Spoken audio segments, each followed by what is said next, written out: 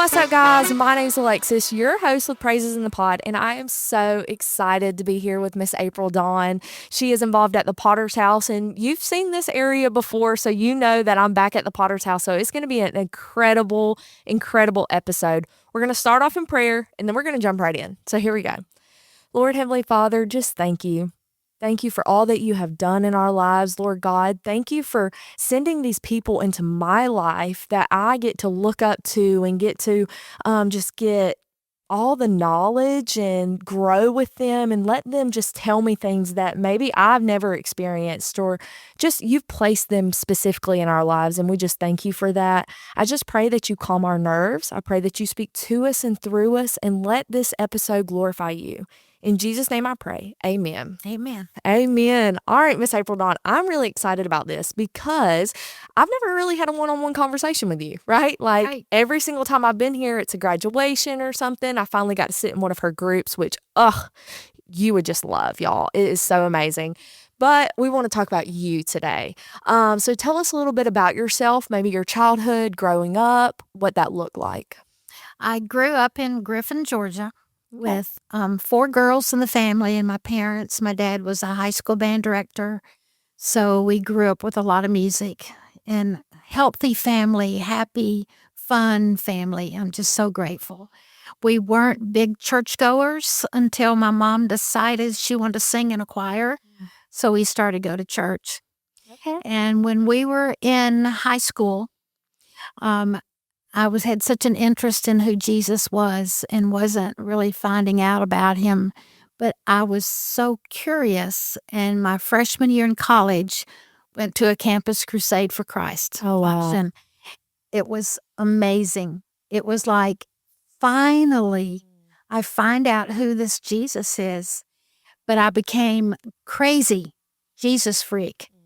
And my parents, mostly my mom, was so embarrassed. The church had me leave with another guy named Robert that was my sweetheart.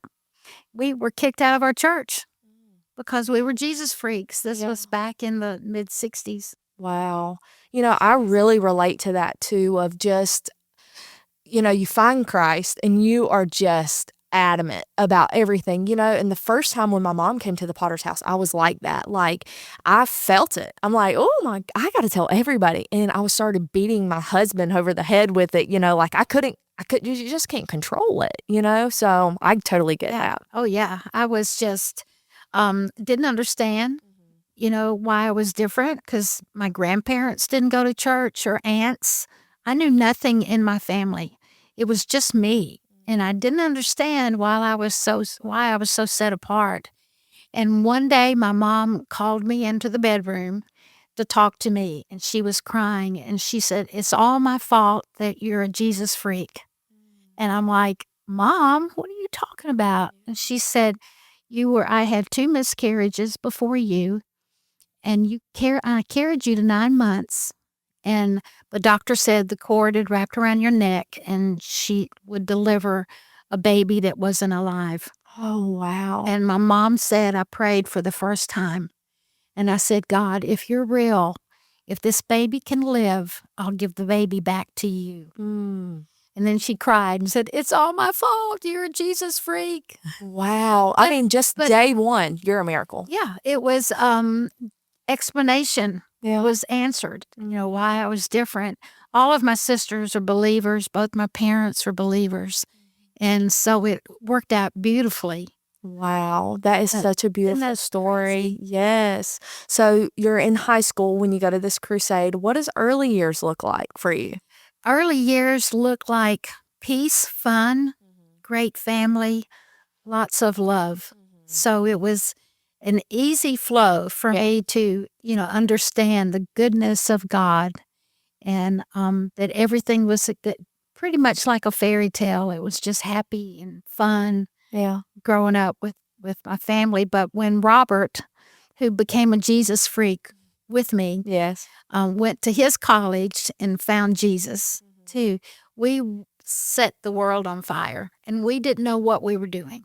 Now, your husband now is Robert. Are we talking about the same Robert? Yes. No Yes, way. the same Robert. I did not know that. As he proposed to me, and I said yes. We were both 19. Uh-huh. And my mom said, "No, you will not marry a Jesus freak." Wow. And she says, "He'll never have any money, so you can't marry him." Uh-huh. So I said, "Okay." Broke my heart and broke his heart.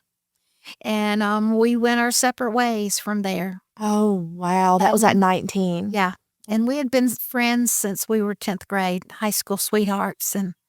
But I went to Auburn and got involved with Campus Crusade there. And he went to Gordon Military School and then went on to Florida to school. And we lost touch for 25 years. And then we found each other again 40 years later. Wow. We've been married now 15 years. And it's like we've always been married. Yeah. We don't remember. We both had difficult marriages. And we both laugh and say everybody's always liked us our whole life. We've always been real popular, but there's two people in the world that don't like us, and we married them. Mm. So that's sort of our story. Yeah. But So you said 20 years that y'all were separated. So what happens all in those 20 years? You said that you were married previously. Yeah, so maybe was tell us a married. little bit about that. yeah, I married the guy that my mom picked out for me. She really liked him. He wasn't big. He wasn't a Jesus freak, but he came from a lot of money, and that was important to my mom. And we got married after a year and a half of meeting each other, and he wanted to be a missionary with me and have lots of kids, and we were so much alike, and he was a lot of fun. And we get married, and the night before our wedding, he said, "I don't love you. I'm not showing up." And I said, "My mama is going to be so mad at me. You better show up." Oh my And gosh. so with that is the beginning of our marriage. Yeah. And he got abusive on the honeymoon. Wow. And he said, "I don't love you. I never did. We don't believe in God and we'll never go to church." And that's a big, huge flip, right? It Because was huge. a year and a half, he's saying, I want to be a missionary, all this stuff. And now the night before the wedding, the mask comes off. Yes, it did.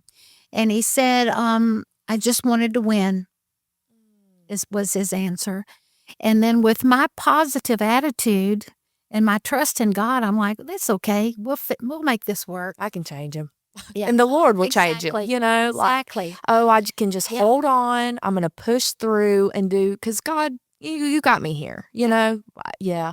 I've talked about this too, like just so many times we do think we can change people, but God is the only one that can truly change them. So like True. when we see those red flags, when we see those things, take them for what they are, you know? Like, yes, God can perform miracles, but also sometimes we're stepping out of his will and doing things our own, you know? So, Exactly.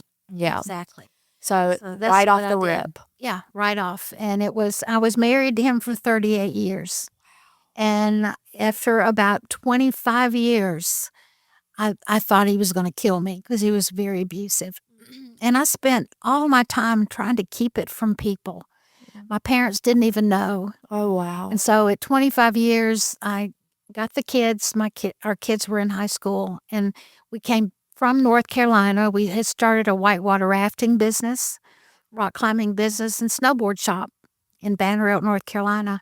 But I took the kids and came home to Georgia and told my folks what had been going on all these years. And while I was there, I'm like, I need to find friends, college roommates, because I had lost me. I was not me at all. And that's part of my heart for parents that don't understand their kids. Yeah. When they change like that, there's something going on. So I decided I'd find my college roommate and went to Atlanta and found her and spent time with her and went to church with her because she said that, she found Jesus because of her crazy roommate back at Auburn. Wow. Yeah.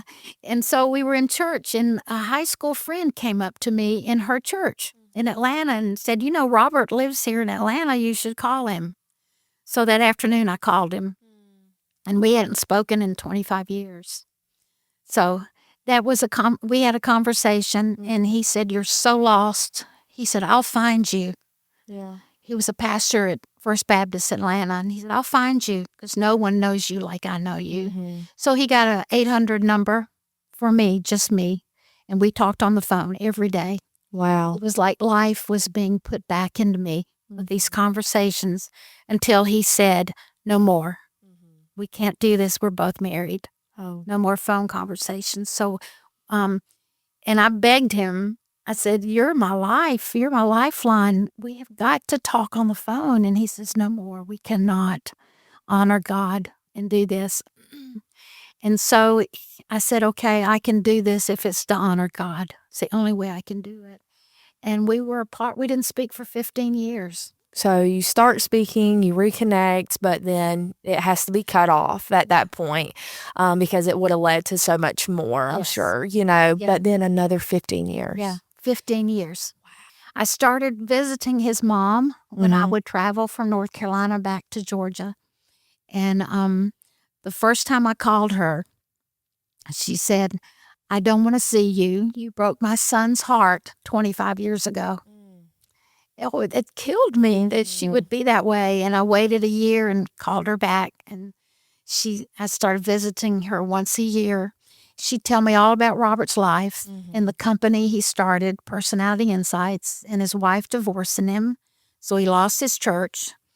And so I knew all about his story. And then she was the first one I told that I'd been abused, other than Robert. And she would call Robert and say, "April was here. She cried for 2 hours. I prayed for her." So he knew my story. And it was 15 years, and she was in hospice when I came home, and I went to visit her. She'd been in a coma 5 days. And I walked in, and she came out of her coma and talked to me. And she said, "You had a dream, a ministry in 1968. If you don't grab it now, it won't come back to you." And then slipped back into her coma. So the nurses called Robert in Atlanta and said, "Dr. Rome, your mama came out of the coma. You need to get down here." And 2 o'clock in the morning, I'm asleep in the chair, holding her hand. And I opened my eyes, and he was standing at the end of the bed crying. And he said, "I can't stay away from you any longer." And at that point, we were both divorced. Wow. And so, 2 years later, There y'all we are. get married. Yeah. So it's happy ending. I love that. So, but I will backtrack just a little bit because you have children, and you're a big advocate for children and everything that goes on in your childhood to get you where you are today. And so, what was the abuse in front of your children? How did that kind of affect you and them with your ex-husband? Well, I thought they were protected from it. He would say cruel things to them, but they had in secret they had such a fun, loving mama. Yeah. And when we left, when I got the children after 25 years, and we left and we drove around the mountains, and me just crying, and they're not understanding what's going on, and we found a bed and breakfast in Bat Cave, North Carolina. Okay. I'll never forget it. And it was late, really late, and I knock on the door, and I was a mess. And the woman said, "Yes, you can stay here." And so the kids, and she said, "I don't know what's going on, but I will be in the kitchen all night praying for you." And so the kids and I went upstairs, and I started telling them what was going on, and they started crying. And they said, "Mom, we were always sitting outside the bathroom door, not knowing what to do to save our mama." So they knew. So they knew. So we came to Georgia and talked to my folks and started trying to make things work in our marriage, and it just never did. It just never did. Yeah. So then, fast forward, we'll get back to with Robert. Tell us a little bit about your early years together then and how that looks like, because you go from this just awful, marriage, just full of abuse and stuff like that. I'm sure you're having to retrain yourself mentally, like, because you're probably insecure from that old marriage, or you feel like I don't really know how to explain it, but you're having to relearn, like, I am lovable. I am worthy of this type of marriage. I am worthy of this type of love. Like, how does that look in that adjustment phase? Well, I think because we knew each other so well and the freedom of the honesty and the Yeah. trusting between us, and because we're such great friends, it was sort of fast forwarded through a lot of that. And then because he's got a degree in psychology and theology, he's had so much experience and he knows me so well, he went right to the point when he would see me going back to that being fearful Mm. person. And he would always bring me back to me. So it was really, and it was the Lord too, Yeah. because we had missed a lot of years of being in ministry together. Yeah. And I think the Lord was like, we're not going to go back to the past. It's gone. Yeah. And we're moving ahead. And it's been really, and his personality is real similar to mine. So it's just, Y'all had fun. yeah, we have fun. We have fun loving Jesus Yeah. and each other.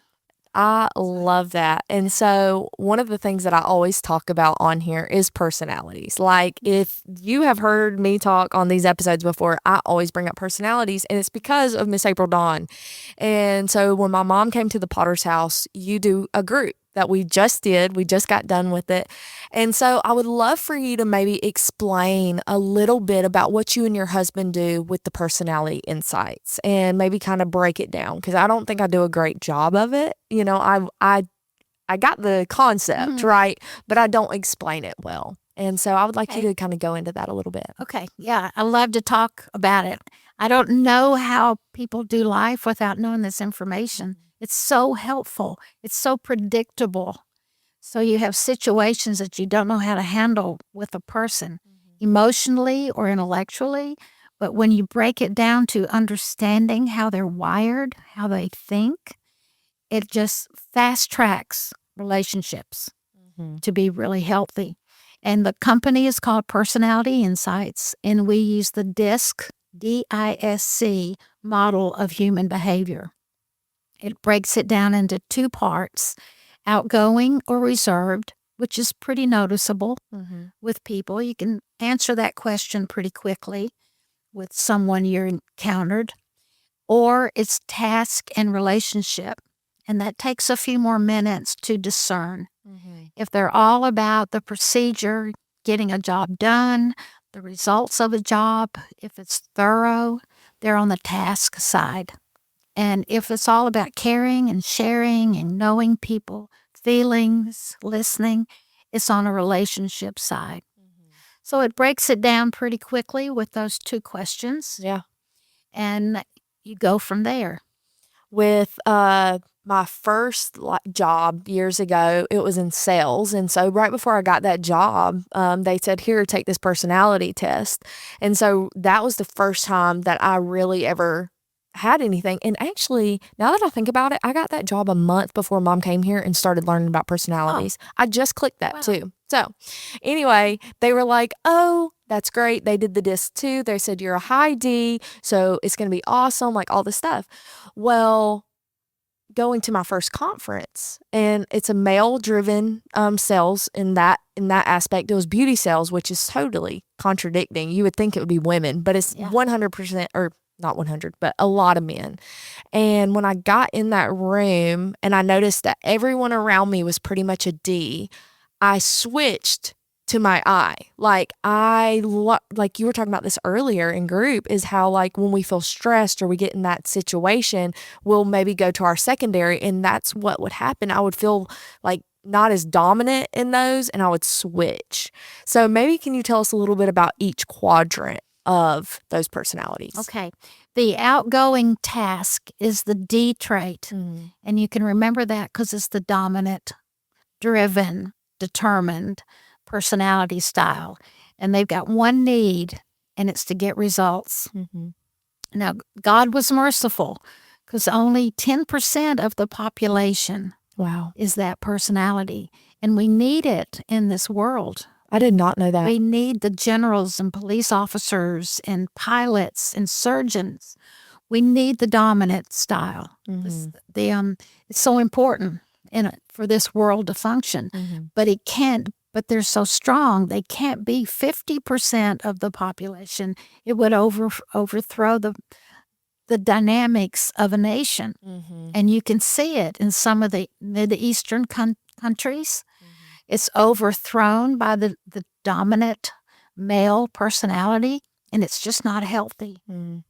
So the other task side, I'll go around the circle, the disc. The other outgoing trait is the I, and it's interaction, loves people, loves to have fun, and they have a need of being recognized. See me. Yeah. Be my friend. Life of the party, if you will. Life of the party. And that's the relational outgoing personality. And the percentages are about 25%, 20 to 25%. And the world needs fun. Yeah. So still a smaller portion of people too. Yes. Okay. And then the S is a reserved trait, and it's caring, servant, sharing. It's very sweet, sensitive, feeling personality. And they're the heart. Yeah. And they're the 35% of the population. So most of the population, the world, is in that relational side. The I and the S is about 65% of people in the world are of that personality. So it's sort of the soft place that people get to land. Yeah. Mostly.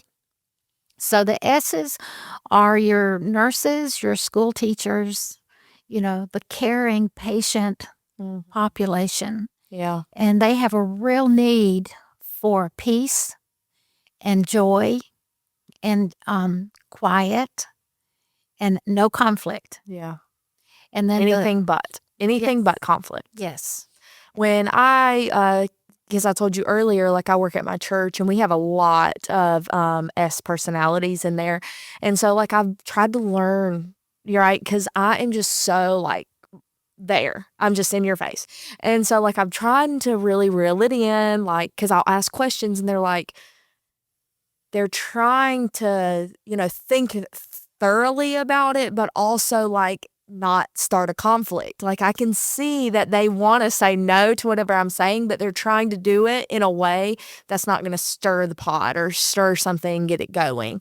And so that has been very hard because I'm also trying to stop being as blunt about things or like just saying this way or the highway, so that is so good to know, about personalities.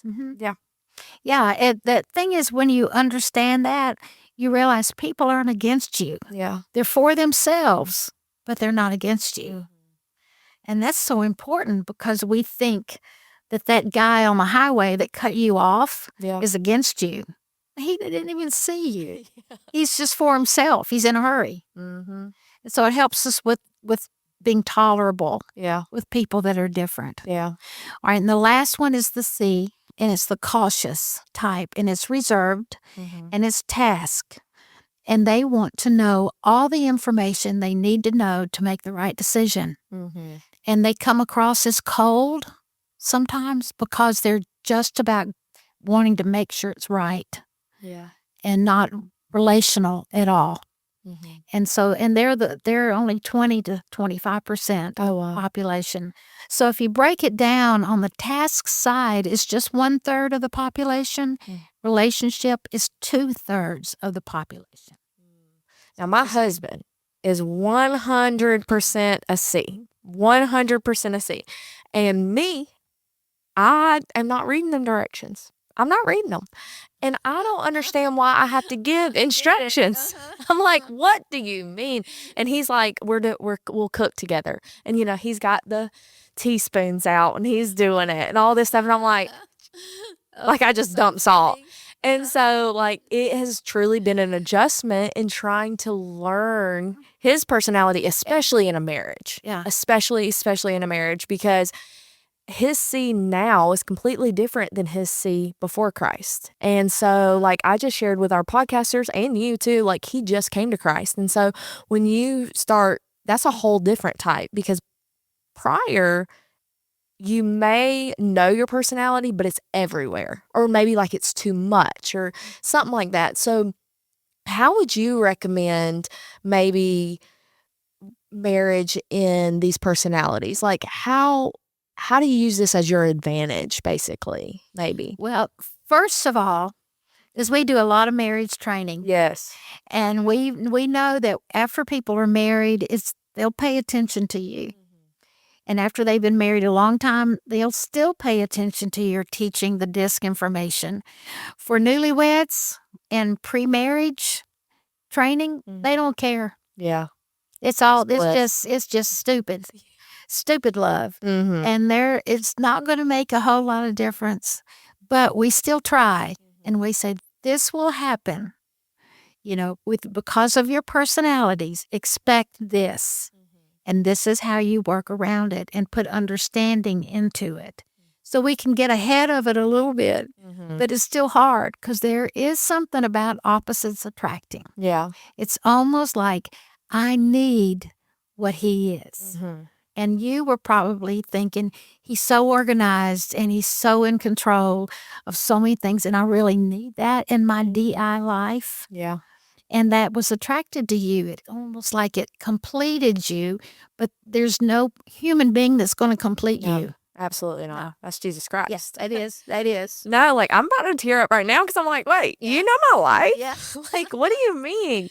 But that is so true because he is also older than me, and so he just had such a mature spirit about him and cautious, like he just seemed like he had it together. And for me, if I have an idea, I'm running with it. I'm going to run with it. I'm going to try it out. If it fails, it fails, like whatever. But with him, it gave me that stability and that like reeling it in.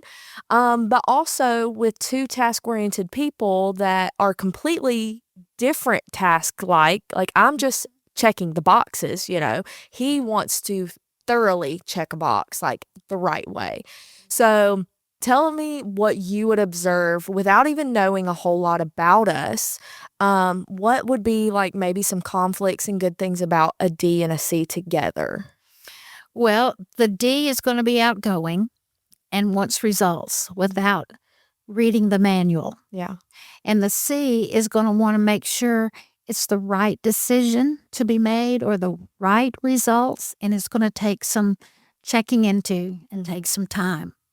So after a few weeks of being married to your D and his C, it's going to become a problem. And unless you understand that he's not against you and that you're not against him, it's your personalities. And you both begin to adjust to each other's personalities. So, and I don't teach that he needs to change to be more like you. Yeah. No. And you do not need to give up yourself to be more like him. That's not what we're asking. And the word is visit. Visit his personality and understand that he wants to get this right, whether it's making a peach cobbler or frying a hamburger. He wants to do it right, not be right. But you come across as, it doesn't matter. Just do it. Just do it now. We're in a hurry. We've got somewhere to be. And instead saying to him, I love you. I appreciate you. I need to have more of you in my life and how I think. And then all of a sudden, he will begin to say that to you. I love your energy. I love your fun personality. I want to be more like that. So forgive me when I forget. And let's just help each other remember why did we fall in love in the first place? Yeah. And get back to that place. You're not against me. And you're actually for me. Is how you're going to change. It just needs to begin with understanding your personalities, and you both do that now. Yeah. And then working it out. And it will take maybe a lifetime of remembering to do all those things. Yeah. I'm sure it will, because we all evolve and we become more mature hopefully we're maturing, but spiritual maturity is just like you really start seeing those personalities for who they are instead of trying to change them. Like, I truly have tried to lean into that more recently, like, especially with him being on this side of Christ, like, I want to love and be that S so bad. It's so hard for me, but I'm, like, trying to visit that more because I know that's something maybe he also needs is, like, especially on on this side, like, showing that love of Jesus and being that person for people. Like, we really do need S. I lack S so much because that's just not something, but I want to visit it to be more like Christ, show that love. Sure. Yeah. I wish we could do a whole segment, a whole series, if you will, about personalities because it's just something that I love so much. But I know we're on like more of a time crunch. So maybe what is something, maybe some points or some real big takeaways that you would want someone on the other end of this to hear and be like, I need to dive into personalities. I need to learn more about that. Oh, actually, hold up. Because when I came to this side of Christ, before I did horoscopes, right? Like, I wanted to know about horoscopes. The first question I asked people was like, when's your birthday? And then I got to the side and it's like, no, no, no, no, no. We don't do that. Like, personalities is what we would do on this side of Christ and learning that. So maybe jump into that a little bit and your main takeaways. Okay. Okay. All right. I think that we are soul and spirit. Mm-hmm. And I think to differentiate that, I think we can look at our soul is our personality. We're one of a kind. There's not another you in this world. And the statistics say in 400,000 people, you will find someone similar to you. Mm. And that's pretty remarkable. Yeah. And to believe that God has you here in 2025 to be you doing this podcast to serve Him and the purpose He's given you is pretty cool.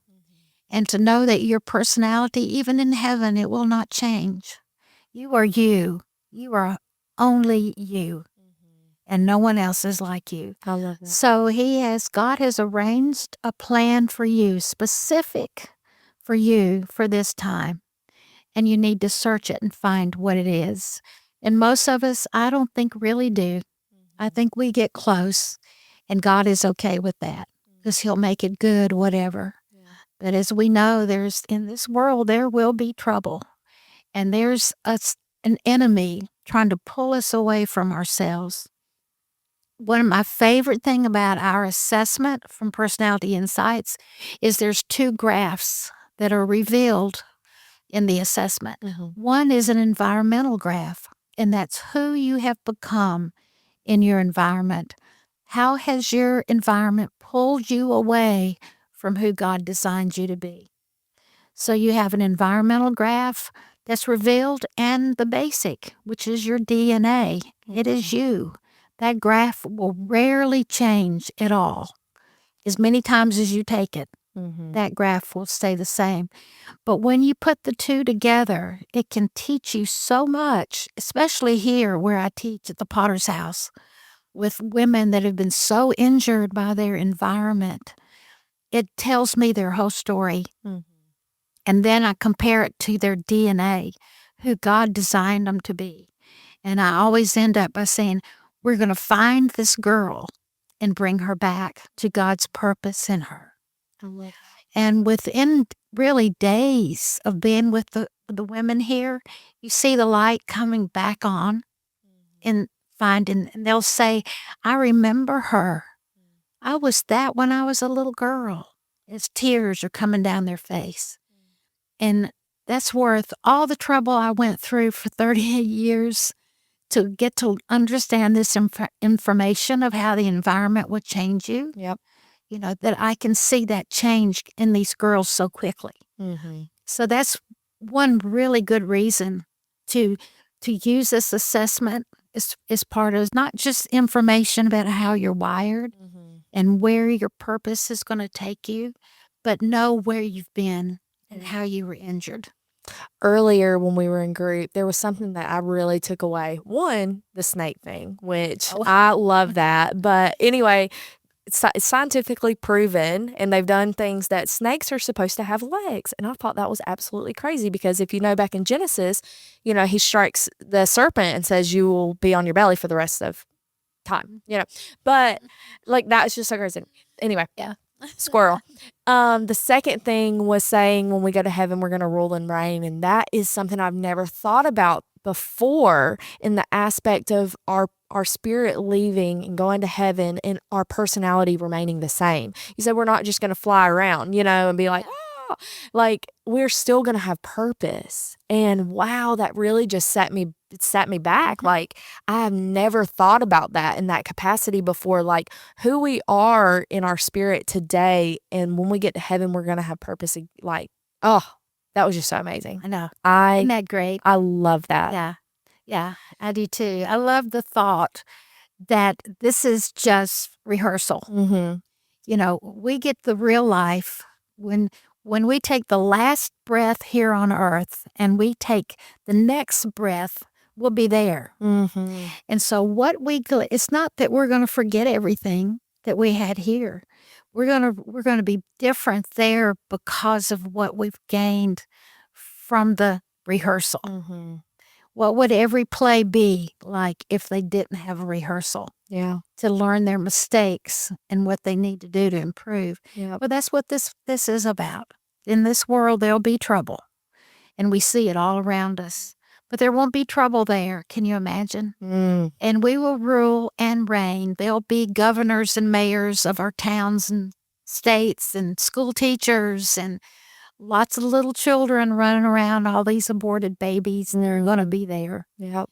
And there'll be some of us that'll be taking care of those aborted babies, which we're designed to be.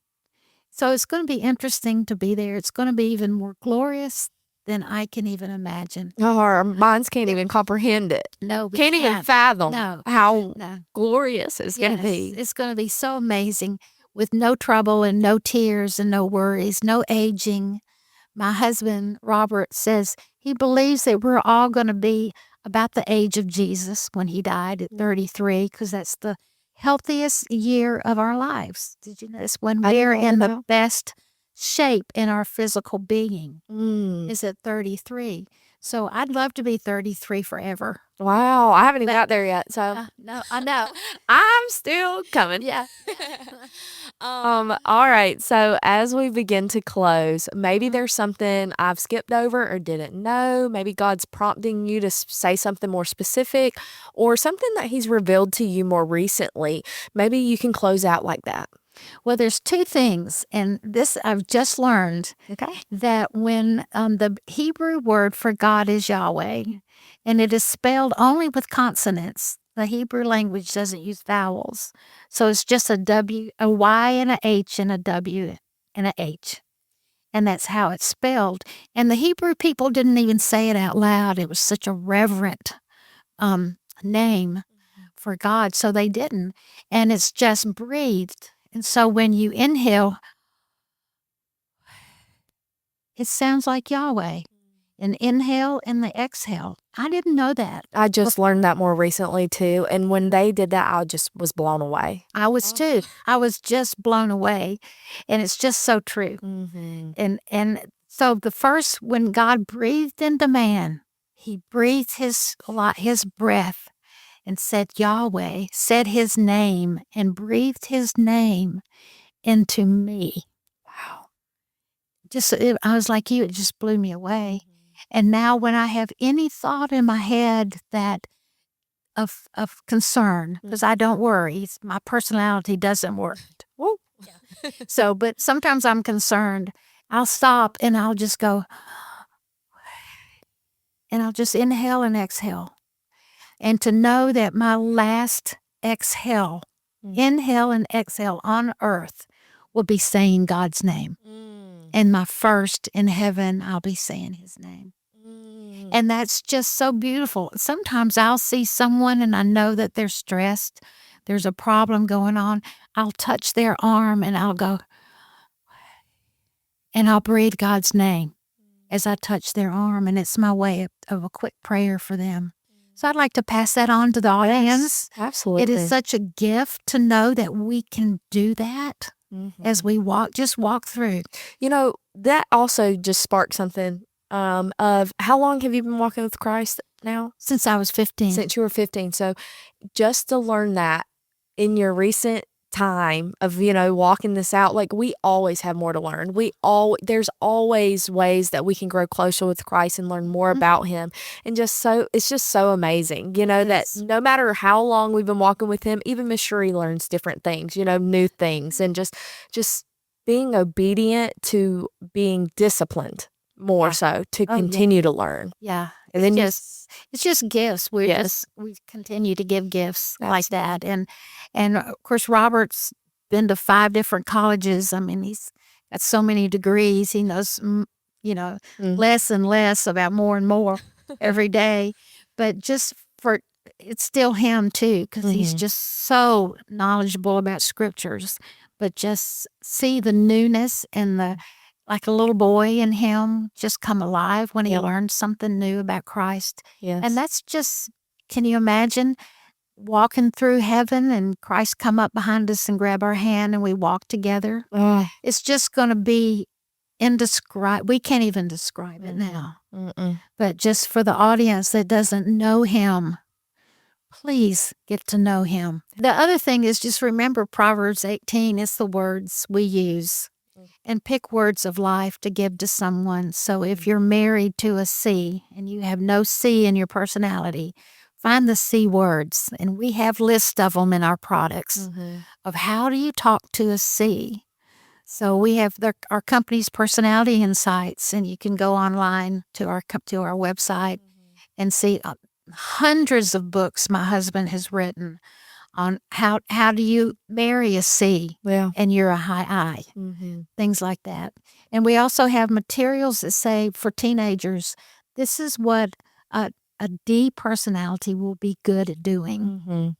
You actually sent me some books for my small group, and I had my girls do it, and they loved it. They absolutely loved it. And I was like, this is stuff that you're good at. Like, this is maybe a career that you want to look at. They were in middle school, so, but still, it gave them a better understanding. Yeah. So, okay, good. Yes. Good deal.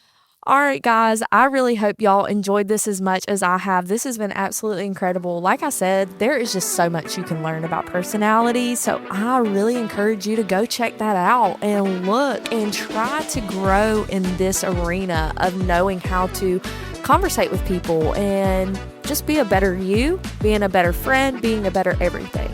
And above all else, growing closer with Christ also. So yep. Anyway, guys, this has been great. Stay tuned, stay blessed, and we'll see you guys later. Bye.